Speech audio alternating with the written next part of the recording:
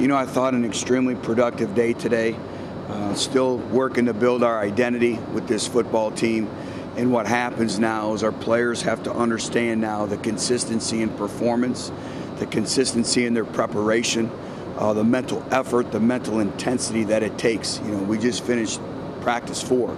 Now practice 5 becomes that much more critical. But what happens is now the demands on their bodies, the demands on the mind. There's so much volume now of installation going in. Their bodies are tired. And some individuals will continue to improve, and other individuals will taper off. And we have to keep demanding as leaders of this football team, as coaches, and demand the small details, the execution, the winning football. But these are the days that when you get better as a football team, when you push through and you keep grinding. But we have a long way to go. But I do think we're improving in small increments, but we are improving. How much can you tell about a guy, whether they not necessarily can kind of push through that mental wall, that physical wall? How much of that is an indication of how mentally tough they are? Well, it's everything. It starts in our standard periods in the winter, but this is how teams win in the fourth quarter. Teams that win in the fourth quarter, they have a consistency in performance each and every time out, from the first quarter to the second, third quarter to the third to the fourth quarter. And everything in football is a wearing out process. Everyone talks about working to dominate your opponent. Well, you don't dominate your opponent on play 2, 3, or 4. You work to dominate your opponent by the fourth quarter.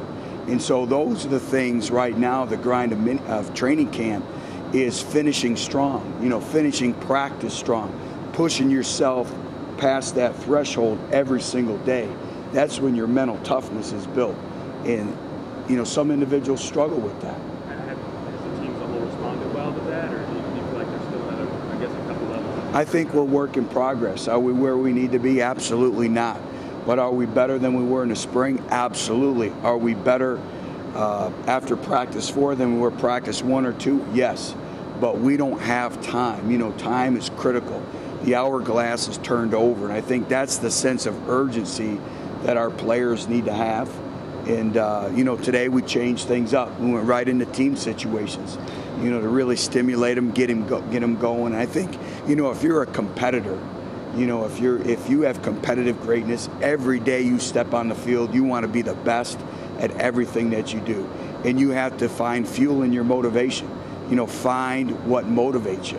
And that's something that we keep stressing right now, and I will continue to stress throughout the course of training camp, but also throughout the course of the season. Coach, you jumped into the 11-on-11 really quick. Was that calculated, and how much of a tone setter? It was calculated. I try to really study our football team and where they're going to be, and they're going through a grind right now. As you guys all know, our practices are demanding, but a lot of these individuals have, an academic workload as well. And it stems with finishing this week also in summer school. So, they had a long day with classes, lifting, study hall. So I kind of knew we needed to do something to jumpstart them and get their competitive energy, get their competitive juices going, so to speak. We still have to take great strides in our pass rush. I told our defensive line we have to do a much better job of using our hands. And everything is your stance and your start and your get off. And you have 2.9 seconds to rush the passer in a defensive end. It's a radius of an 11-yard arc.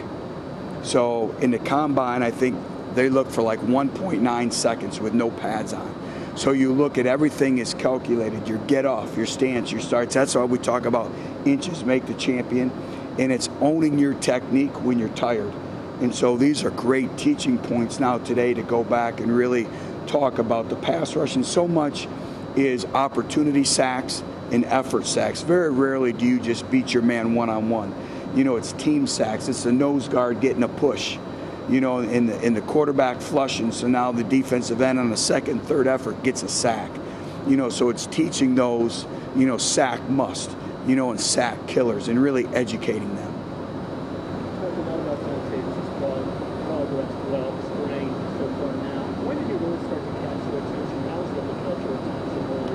First standard period that we had in the winter. He finished everything He has a different energy about himself. He takes coaching. He's one of those individuals who takes pride in his consistency and his performance each and every day. You know, he's extremely coachable. You have to just tell him one time, and he gets it. He's one of our leaders. I believe he was second or third most votes in our players' staff. You know, so our players respect him. He's come a long way. And he's playing, like I said, like a senior should. You know, that's what we expect and demand from seniors in our football program. What makes him, what are his strengths at linebacker, and what makes him good at that position? Well, he's extremely athletic. You know, everything about playing linebacker is about body position and instincts. He has great instincts for the football. He's a knee bender. He's explosive, and he's productive. He makes a lot of plays, and like I said, he would start on every single special teams, you know, and so his value to this football team is great, and we're going to need him, and he's also really developed his leadership skills. You were just talking earlier about his confidence kind of going up and down over the years. Was he a guy that you felt kind of maybe needed a new start with a new coaching staff and kind of you kept saying clean slate? Right. You know, we weren't here before. All I know is I told every player when we walked in here and we had our first meeting, December 7th, everyone was responsible for building their own identity. What they had done in the past did not have any merit at all. Whether they were a starter or a backup, it didn't matter.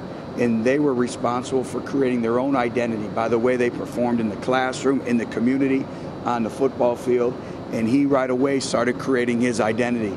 And he earned our trust at a very relatively early stage of us being here. Coaching the 11 on 11 with like Josh Smith, Jenkins, some of the freshman wide receivers showed up. Are you surprised how pushing as a group collectively?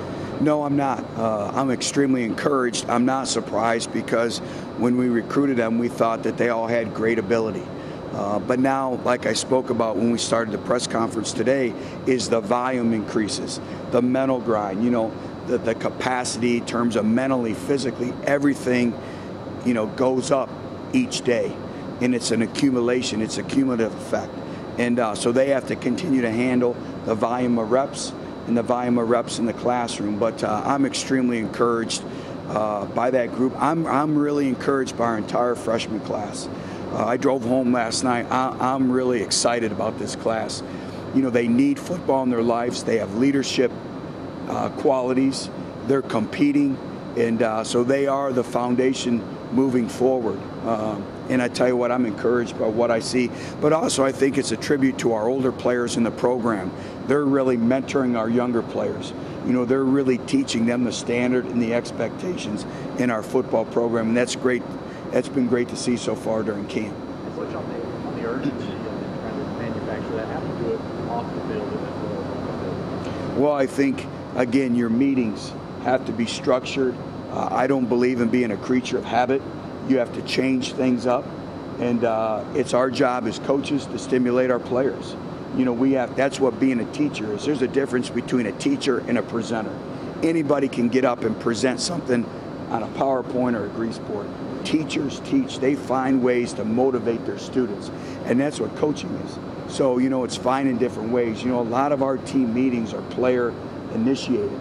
You know, they're player oriented. The players lead those meetings. But it's finding different ways and knowing when to take breaks. And, you know, it may be a walkthrough as opposed to in a meeting, just knowing your players. How much more willing are the guys to lead those meetings now than maybe this? I tell you what, they've been outstanding. You know, and that's been a great gauge for me, is how they take pride in their presentations, the work that they put into it, you know, how they address their teammates, how their teammates respect them when they're in front of them. And it started off with Tiny Richardson presenting Maxim 1, and he did a great job. Kurt Magid, the plan to win, you know, Jacquez Smith, Maxim 2, and we'll continue to do that throughout camp. What's during that 11 on 11 period, Riley and Josh, you know, right at the interception and kind of get on Dobbs to have more command? Just how did they respond the rest of practice, and how do you encourage them? You know what? They respond. You know, we've really tried to throw a lot at them to see how they will handle the pressure. And, you know, they have great command. They have great command presence, but they have great problem-solving skills. And, you know, obviously the game's moving fast and all that, but I've been encouraged by both quarterbacks. I like them both by what I've seen. But again, now they have to start to minimize, the mental mistakes. And, they're great on the board, but now it's taking the classroom again, the functional intelligence to the field and making quick snap decisions. And the big thing is, with all of our quarterbacks, is taking care of the football, managing the offense. It seemed like early on in the team period, Brayshawn Hill broke out a couple of big runs.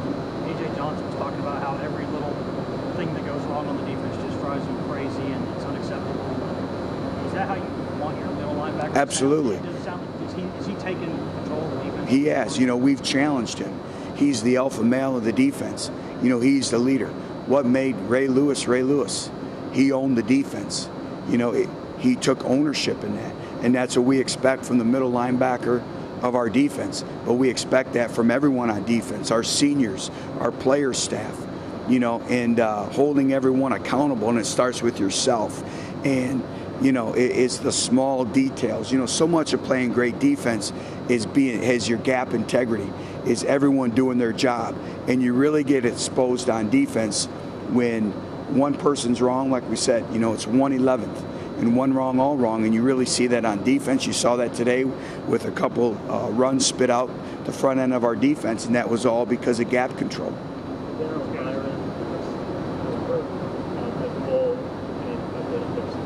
Yeah, it's a hamstring, continues to nurse it, and we're, really stressing with everyone hydration, the fluids and getting back, and we expect to get him back in the next couple days.